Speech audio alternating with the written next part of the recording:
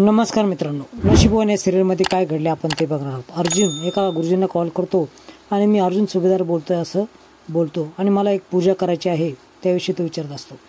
पण गुरुजींना काय आवाज ऐकू येईना, त्याच्यामुळे ते बाहेरून बोलू लागतात। त्यावेळेस अर्जुन सुभेदार नाव ऐकल्यानंतर रुद्रा पटकन त्यांचा मोबाईल घेतो। रुद्रा अर्जुनशी बोलू लागतो की माझ्या काकांना बरं वाटावं म्हणून या ठिकाणी मी व्रत करत आहे। त्यावेळेस चांगल्या माणसांचं चांगलंच होतं असं अर्जुन त्याची समजूत घालतो। मित्रांनो, सगुणाची तब्येत बरी नसती त्यावेळेस अश्विन तिला तपासण्यासाठी आलेला असतो। टेन्शन घेऊ नका जेणेकरून बीपी वाढतो असं तो बोलतो। त्यावेळेस श्रीमंत बोलतो, माझ्या आईची माया देखील वेगळीच आहे। राग आला तरी आणि शांत असली तरी ती चिडूनच सगळं व्यक्त करते। त्याच वेळेस प्रताप देखील त्या ठिकाणी येतो। अश्विनला आणि सगुणाला तर आश्चर्यच वाटतं।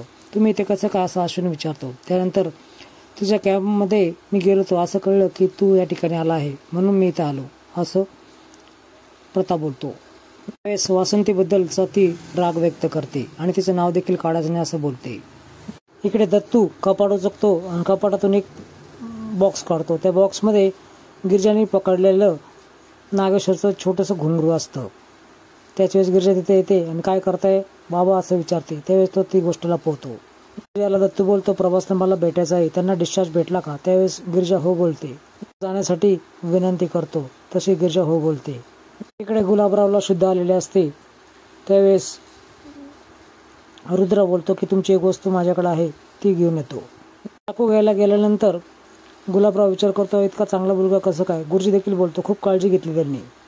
रुद्र चाकू पुढे करतो आणि तुम्ही हा घेऊन का फिरताय असं तो विचारतो। त्यावेळेस मला नारळ सोलण्यासाठी काही सापडलं नाही म्हणून मी याने सोलत होतो असं गुलाबराव बोलतो। हा अंगद महाजन कोण आहे आणि नाग तुम्ही काय बोलत होता? तुम्हाला नागाने चावलं होतं का कधी असं तो गुलाबरावला प्रश्न करतो। त्यावेळेस तो हो बोलतो। काळजी घ्या असं म्हणतो निघून जातो। आता गुलाबरावला सगळा मागचा प्रसंग आठवू लागतो। नागेश्वरच्या माणसाने त्याला पकडलेलं असतं। नागेश्वर त्याचं नेहमीचं गाणं बोलत त्याच्या समोर येतो। हा काय फाजीलपणा चालला आहे असं गुलाबराव विचारतो। माझ्या विरोधात कोर्टामध्ये साक्ष दिलीस ना तू असं नागेश्वर त्याला जाब विचारत असतो। त्यावेळेस प्रभास देखील त्याच्या पाठीमागं असतो। अंगद महाजनचा तू मॅनेजर नंतर आहेस पण त्याच्या अगोदर तू माझा साडू आहेस असं नागेश्वर त्याला बोलतो। अंगद साहेब खूप चांगले आहेत आणि तुझी बहीण आणि माझी बहीण सख्या बहिणी आहेत म्हणून तुला सांगतो की हे सर्व थांबव असं गुलाबराव बोलतो। धारदार चाकू हा नागेश्वर बाहेर काढतो। गुलाबराव खूप घाबरतो। त्याला असं वाटलं की त्याला खूप असणार आहे की काय, पण तो रुमालात बांधलेला असतो ज्याने अंगद आणि देविकीला मारलेला असतो, त्यांचा खून केलेला असतो।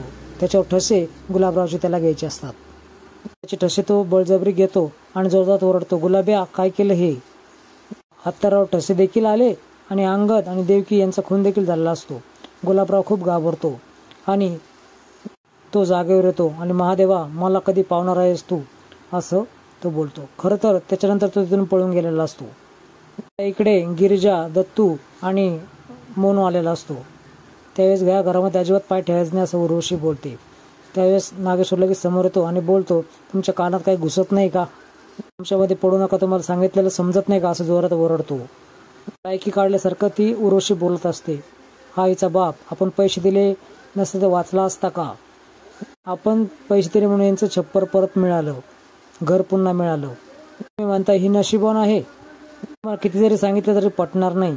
आज मी या ठिकाणी खेळ खेळणार आहे असं नागेश्वर बोलतो। त्याच्यामध्ये आणि गिरजामध्ये नशिबाचा खेळ। तो खिशातून एक नाणं काढतो आणि सांगतो, याच्यासारखंच एक दुसरं नाणं मी या घरात लपवलं आहे, बघूयात कुणाला सापडतो, रोशी तुला की गिरजाला? जे नशिबवान आहे त्याला सापडेल। रोशी खेळ खेळायला नकार देते आणि त्या ठिकाणून जायला लागते। घाबरला की काय तुम्ही? तुमच्यासमोर ही गिरजा नशिबवान ठरेल यासाठी किती वाटतं असं नागेश्वर बोलतो। तुला आतमध्ये बोलवतो आणि त्या दोघींनाही देवी समोर नेतो। कारण पुढील भागामध्ये तुम्ही बघणार आहात की गिरजा एका रूममध्ये जाते। त्या रूममध्ये गेल्यानंतर तिच्या लहानपणच्या सर्व गोष्टी असतात, ती पाळणा, खेळणे वगैरे वगैरे। तिला भास होऊ लागतात की या ठिकाणी मी पहिले कधीतरी आले होते। रूपे तिला एक बाई दिसते आणि ती झोका देत असते आणि त्या बाईशी माझी नाळ जुळलेली आहे असं तिला वाटतं। मित्रांनो, असेच नवनवीन अपडेट्स बघण्यासाठी चॅनल सबस्क्राईब करा, बेल आयकॉन दाबा। व्हिडिओ पाहिल्याबद्दल धन्यवाद।